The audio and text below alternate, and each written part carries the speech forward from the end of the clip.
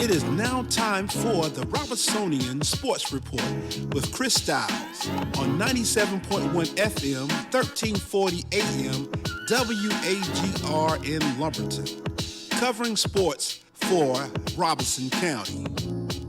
Now here's your host, Chris Stiles. And a pleasant and cold Thursday morning to you. Here coming off the snow in Robeson County a couple nights ago.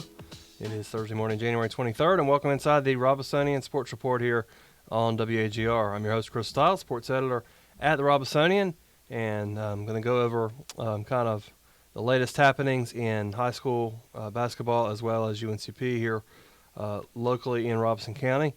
We'll start off with the high school boys and UNCP men's basketball here in the first segment. We'll have a special guest in the middle of the show, and then we'll talk about girls basketball on the back end. So jumping right in and kind of just going through these alphabetically, starting with Fairmont boys basketball. They're 10-5 so far this season, 3-0 in the Southeastern Athletic Conference. Kind of an up and down season for them.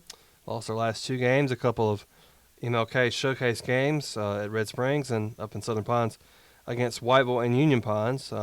But as I mentioned, they're 3-0 in the Southeastern Athletic Conference. Landon Cummings did return from injury for the Golden Tornadoes on Monday, and it's the last month with a knee injury, and was a little bit slow to start that game and actually came off the bench, but in the fourth quarter picked it up, and as they were trying to come back, he was kind of driving that comeback attempt. Xavier Johnson's been big, though, in Cummings' absence for them, some 20, 25-point games for him, the senior guard. And they've got a big conference game coming up on Friday against West Bladen, and that is a home game. These teams split the two games last year and split the conference title, each going 9-1. Fairmont then ultimately won the state playoff meeting when they happened to meet in the second round. This West Bladen team brought pretty much everybody back from that team. Fairmont did have some key losses to graduation. And just the way they've been playing, it'll require a better performance on Friday than what they've recently been producing if they want to earn the key conference win there. But we'll see how much they're up for the challenge. And I'm going to talk about Friday games here, by the way, as if they're going to proceed. I think they will, but we'll have to see with the weather and everything the way it's been.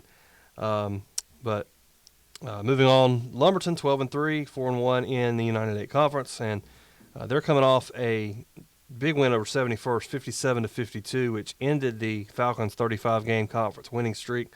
Lumberton actually, incidentally, was the last team to beat them in conference play back 3 years ago.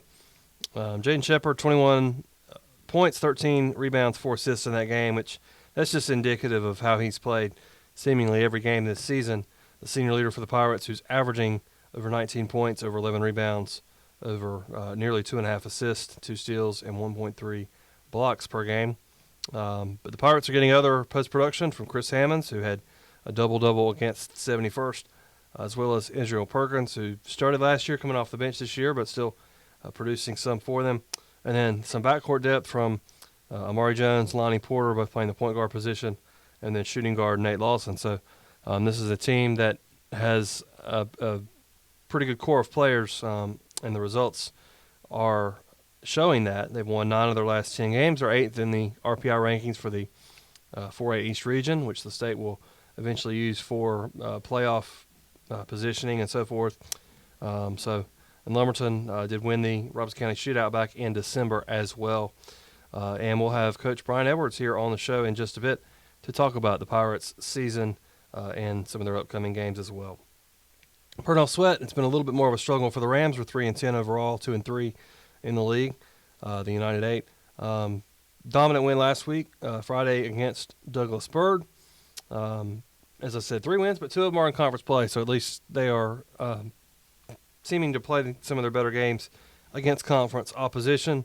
I believe Grace Creek was the other win in the conference. Colin Sampson starring for them, nearly 19 points a game on average. Jeremiah Barnes has also been a key contributor in that backcourt with 12 points a game. The Rams have struggled, though, to find front court production, and this is something that Coach Jeremy Sampson kind of knew ahead of time going into this season was going to be the big question mark for them, and it frankly still is. And so whether or not they can have someone emerge in that side of things will be key for them going down the stretch run here, the last 9 games or so in conference play. The Rams game with Lumberton, which was scheduled for Tuesday, was postponed due to the weather. It will be next Wednesday. That's Purnell Sweat at Lumberton in the big rivalry game. Here on the Robesonian Sports Report on WAGR, I'm your host, Chris Stiles, sports editor at the Robesonian, going through the local high school boys basketball teams. And Red Springs, it's been a struggle for the Red Devils. They're 1-14 overall, 1-2 in the league in the Southeastern. It was a rebuilding year to begin with, and then they've had some injuries. They've had some discipline issues that have resulted in a further depleted roster. So did earn their first win last Friday against Clinton. They've been in a lot of close games and just struggled to finish. So that's experience that ultimately I think will pay off in the long run. And the good news for them is that the entire active roster is expected back next year. So any experience that they gain this year can help them down the road. Khalif Brown's leading the way for them, scoring over 15 points a game. They're looking for more consistency, though, from other core players.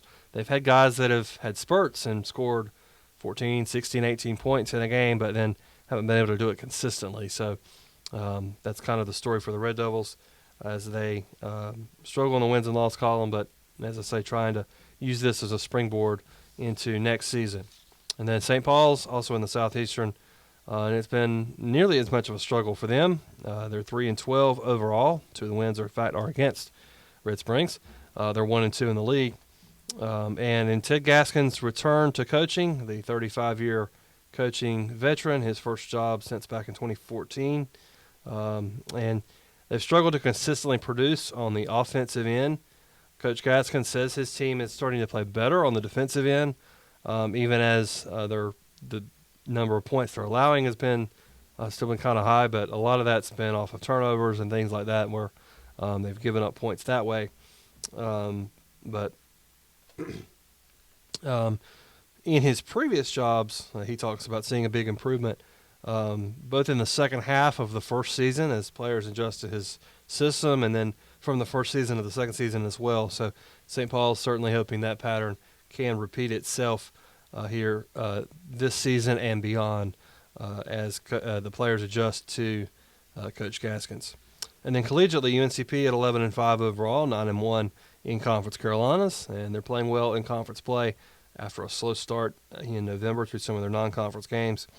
It's a balanced team offensively. Their last 2 wins, they've had 5 double-figure scorers in each of those games against King and back Saturday against Belmont Abbey. And the Belmont Abbey game, in fact, was a big response for the Braves after a loss to Chowan their previous time out, which ended a 9-game winning streak. And that balance plays out in the season stats as well. They've got 4 players averaging double figures on the season in the scoring column, with Bradley Haskell, Dallas Gardner, and Jawan Carr in the backcourt, and Josh Berenbaum, who's having his best season for the Braves as a front court option. And then also in the post, Joel Pettiford and Elijah Cobb, who are averaging a little bit less but have that capability of going for 10, 12, 14 points a night as well. Wednesday's game that was supposed to be played against Francis Marion at home for the Braves was postponed to February 3rd due to the weather this week. Of course, you can read about all these teams as they continue through their season in the print edition of the Robesonian and at robesonian.com. Coming up, we'll have Brian Edwards, head basketball coach at Lumberton, joining us here on the Robesonian Sports Report. You're listening to WAGR.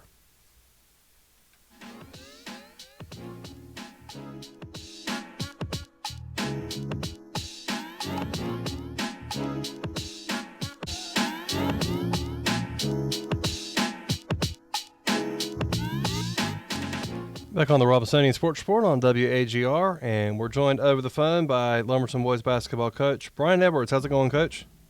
What's up, man? How you doing down there? Doing good. How much snow did y'all get down in Columbus County? Oh man, we had about, it was about 6 to 7 inches. Ooh, more than we got here, but we still got some here. But Coach Edwards, of course, lives down that way, even as he is the coach at Lumberton. So. You guys off to a good start so far, 12-3 overall, 4-1 in the United 8. So how would you assess your team's play so far this season?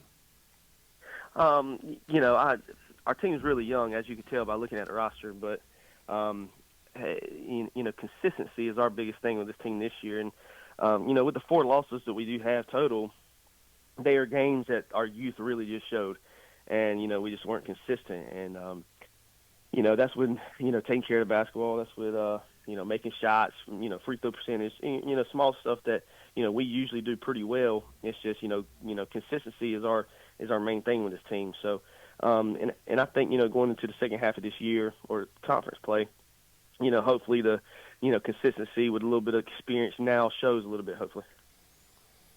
And it'll be, by the time you play Friday night, it will have been a week since your last game. But if you're going to have a week off, I think after beating 71st is a pretty good time to have it. So what made the difference in that game where you guys were able to earn the big win and end a long conference winning streak for the Falcons? Absolutely. Our guys bought into the scouting report. Defensively, we had to be extremely solid. That's a really good team. They have a good shot to go on a big run as well this year. But we just made sure we were playing the gaps, took away all dribble penetration, made them beat us from the outside. Forcing them to shoot a lot of deep contested shots, and it kind of played into our favor a little bit. We got Jaden Shepard he was in foul trouble pretty much for the whole second quarter. So for our young guys to really step up, we were down 2. We were down 2 when he went out with about 6 minutes left to go in the quarter and a half, and we ended up going into halftime up 2. So for us to play solid, ride that wave, and just have the lead going into halftime with him on the bench, that shows a lot for our young guys. And so coming off of that game, got to practice on Monday, but I assume anyway, and then Yep. Didn't have anything after that because of the weather. So what's the last few days look like for your team, and how does that play into preparation, assuming you're going to have a game tomorrow? Yeah, I mean, the guys are on standby. I got them in a group chat. They're all wanting to get back into the gym, but that's not our call. And if we could be in there, they definitely would be in there. But safety matters, and we got to follow rules that the county has set forth. So with no after school activities today, we don't have school, it's remote. Not having practice for 3 days, kind of is a big deal going into a potential tough Cape Fear team. I mean, they're playing really good as of late. Played a lot of teams really close, Southview and 71st and everybody. I mean, they're playing a lot of teams pretty close. So they're playing better basketball since the last time we played them, and not having a good practice going into that game, kind of scares me. But we'll see what we can do hopefully tomorrow before the game.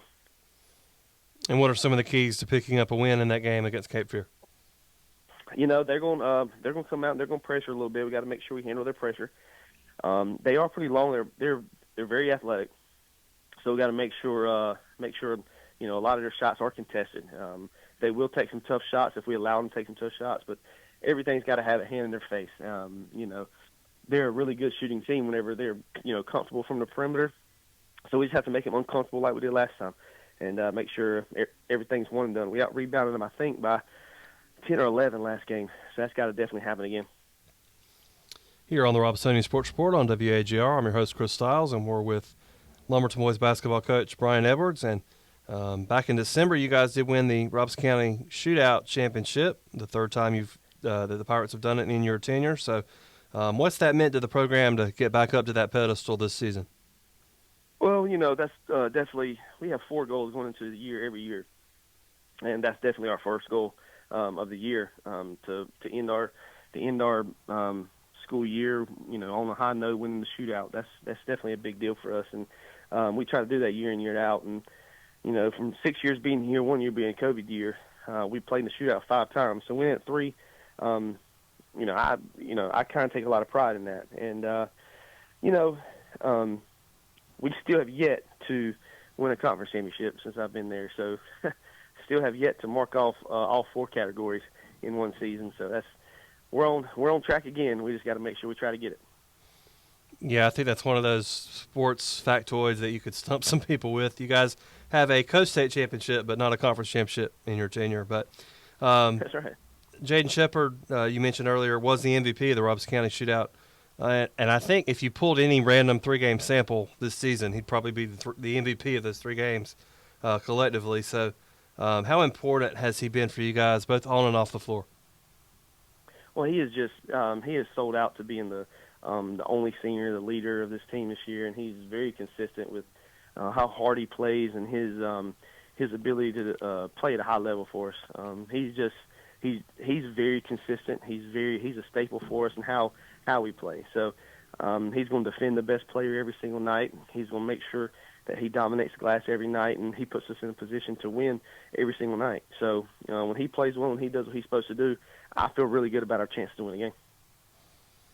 And elsewhere in the post, emerging Chris Hammonds and Israel Perkins is in a little bit of a different role this year, but they've both been very productive for you as well. Oh, absolutely. Chris, he's worked really hard this off season. I mean, he's been in the gym just about every day this past off season with Coach Smiley and some other guys, and my workouts, and he's just developed his game in a very big way. Probably the most developed from last year to this year that we've had. But that's just a testament to how much time he's put in. I'm serious. Every day he was in the gym at some point, other than Sundays, obviously. But he, working really hard. And Israel, he plays multiple sports, so it's hard for him to get in the gym as much.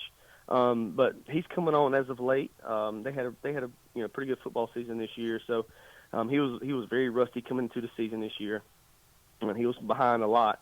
But he's starting to come on a little bit here lately, and he's playing a backup role to Chris this year, but he's bought into it, and he's a great teammate about it. And then in the backcourt, Nate Lawson, Amari Jones, Lonnie Porter, all solid pieces for you as well. Oh yeah, and Nate's playing a big role, a massive role considering how we thought that his development would come along, and he's shooting the ball really well for us, shooting around 85% from the free throw line, and being a solid for us. And he's taking care of the ball. That's the main thing with him was going into this past season, he's got to be on the floor and be able to take care of the basketball and guard, and he's done both of them pretty well. He's very Charlie Miller-ish as a sophomore.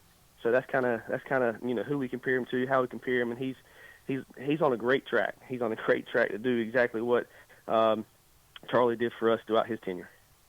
And then obviously you got Amari Jones, who was a big piece coming back, led the conference in assists last year, and he's picking up where he left off. He creates so much shots, and he's shooting the ball this year with a little more confidence. So he's actually able to spread the floor for us a little bit more. He's worked hard on that. So consistently, if we can get him playing on the offensive end, not in, not out, where I know he's capable of playing, we're a tough team to beat. And then Lonnie has the triple-double earlier this season as well. Absolutely. And you can't forget the freshman. He's kind of came off and just been a great spot for us. He comes in, takes care of the basketball, he can handle it. He's bought into his role, and obviously as years go, his role will change. But he's rebounding at a high level, defending at a high level, creating shots, and doing everything he can possibly to help our team win. He's definitely a constant for us. He's definitely that is someone who is hard to take off the floor because he does multiple things very, very well. And the good thing about him, he's only a freshman, so his future is definitely bright. And I mentioned that triple-double. It actually happened to be when you returned back to South Columbus, where you used to coach, for the first time as an opposing coach. So this was back in December. What was that experience like for you, kind of going back to where you used to be? Oh, yeah. I mean, that was a great experience. Their coach called me, before season, obviously, and was like, hey, I want to put somebody, on the schedule that just kind of gives our guys a reality of where we want to be as a program, and somebody that's going to help our, max press rating and stuff like that. And I was, sitting my head, I would love to go back to South Columbus and play a game. But the one thing we cannot do is go to South Columbus and lose. So, it was a tight ball game in the first half, and but that's where Lonnie really separated himself the second half, and we really needed him to step up and make some big plays, and he did. Second half, that's whenever he got a lot of his stats. I think he had like 2, 1-1 first half. Wow. So the bulk of his stats all came in the second half. Coach Bryant Edwards, thanks for joining us here on the Robesonian Sports Report.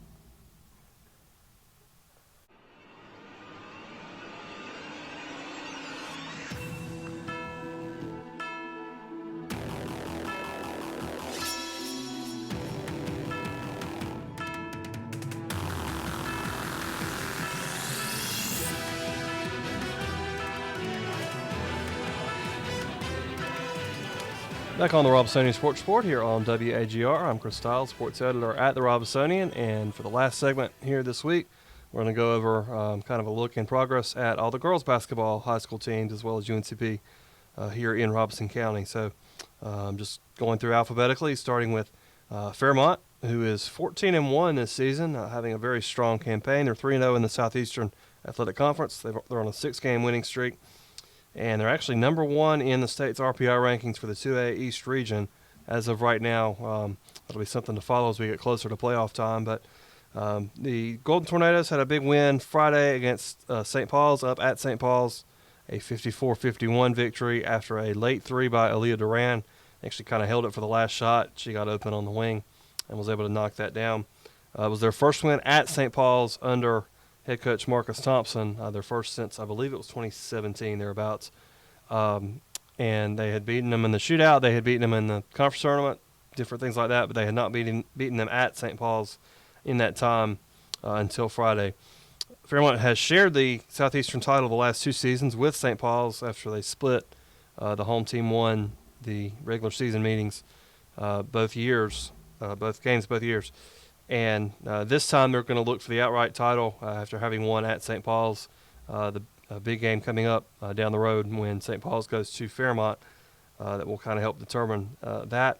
But Winston-Salem State signing Tania Sims leading the way, the senior for Fairmont, nearly 15 points a game, 10.5 rebounds, 2.5 assists, 2.2 steals, 2.2 blocks for her down in the post. And then in the backcourt, got a couple of NC Wesleyan signees in Nia Smith and Maya Smith, both averaging right around 6 points a game. Nia has over 5 assists as well per game.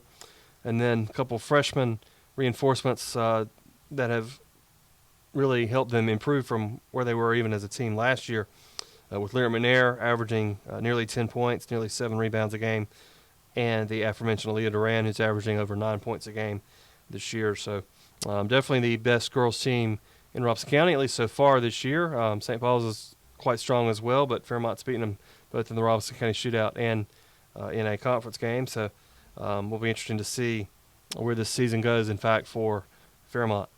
Lumberton at 8-8 overall, 2-3 in the United 8. The Pirates had a strong start. Once they got to conference play, it's kind of been up and down a little bit.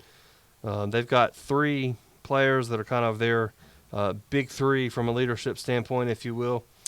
Senior guard Gabby Locklear, junior guard Charlie Whitley, and senior forward Andrea Brown, which she is averaging near a double-double this season. Otherwise, it's a young team, but the Pirates have been able to ride those 3 experienced players and are having their best season they've had under head coach Ivy Johnson, the handful of years that she's been at the helm. So a competitive team as they go through the getting set for the second half of conference play. Purnell Sweat, 3-11 overall, 1-4 in the league in the United 8. It's an inexperienced team coming into the season, and that's kind of bore itself out as they've lost 8 of their last 9. They're still battling, though. At the Red Springs MLK Classic, they were down 9 with 2 minutes left and went on an 8-0 run, and unfortunately for them, lost by a point, but stayed in it when they could have just kind of mailed it in that last couple of minutes. Hit a couple key shots there in that run. They've been struggling to be consistent on the offensive end and to have consistent scoring from any one player. Jada Dials, their leading scorer, with 9.2 a game, and then no one else is more than about the 5 points a game range for them.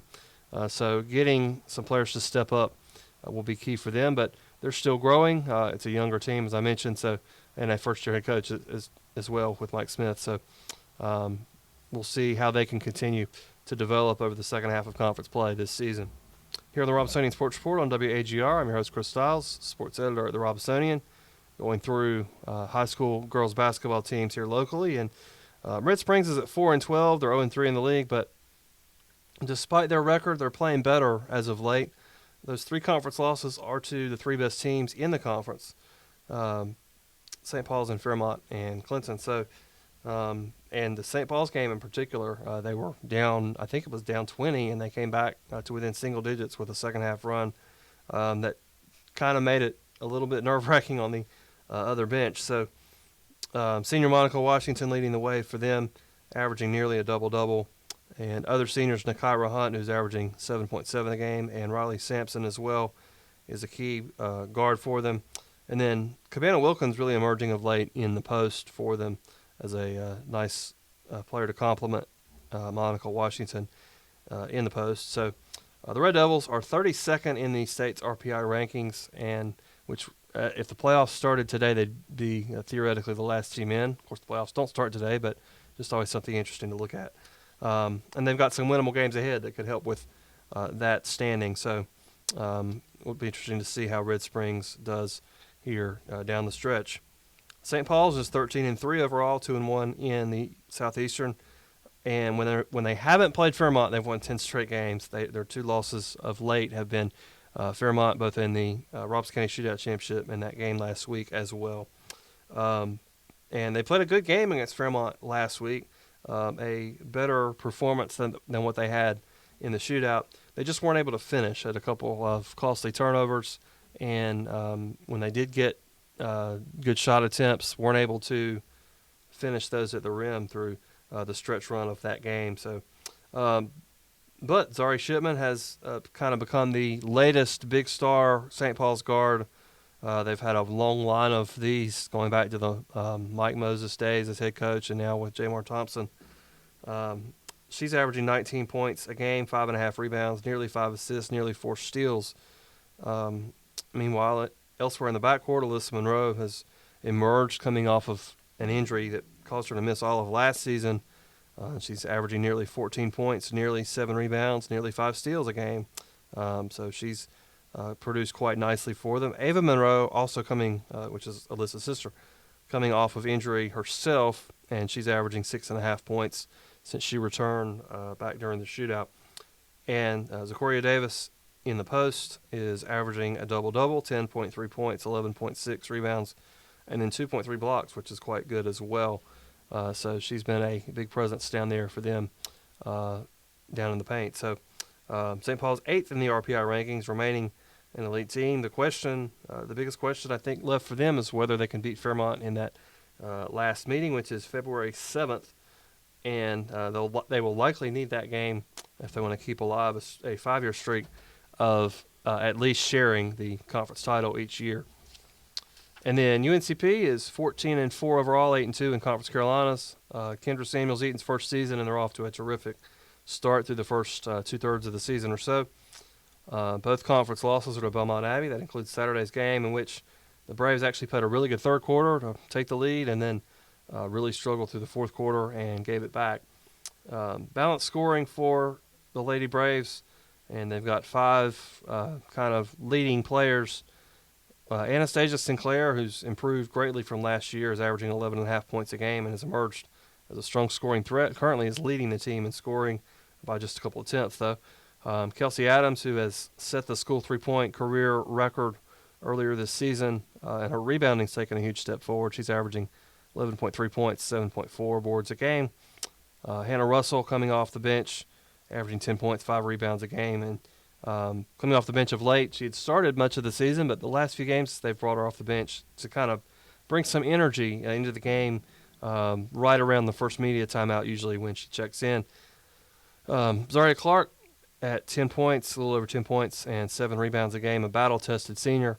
And then a glue piece for all of that is a real true point guard in Stella Malika, who was a transfer piece that came in this year and averaging 9 points, but nearly 6 assists per game. And she has a chance at the school single-season assist record as we play out the rest of the season. With a week off after that Belmont Abbey loss, of course, Wednesday's game against Francis Marion was postponed. So how will the Braves respond? They have Converse on Saturday, and we'll see how they do just that. You can read, of course, about all these teams in the Robesonian and on Robesonian.com. The Wednesday print edition included that Fairmont St. Paul's thriller from last Friday night. UNCP games from Saturday, MLK Classic games at Red Springs. This coming Saturday's paper will include West Blade and Fairmont if it is played on Friday night, which, as I said, I think kids will be back in school tomorrow and we'll have basketball tomorrow night, but we'll just have to wait and see. As well as NCHSA realignment. That's a hot topic here lately, and the second draft of realignment was published by the association on Tuesday, so there's a story on that on Robesonian.com and how that affects the local schools. And then coming up on Saturday, there are scheduled ribbon cuttings for the multi-purpose facilities that have been built both at St. Paul's and Purnell Sweat, as well as the United 8 Conference Wrestling Tournament, which is here at Lumberton. So a lot going on in local sports here in Robeson County and at the Robesonian, covering all of that. So for Paul Matthews behind the scenes, for Bryant Edwards, thanks to him for joining us.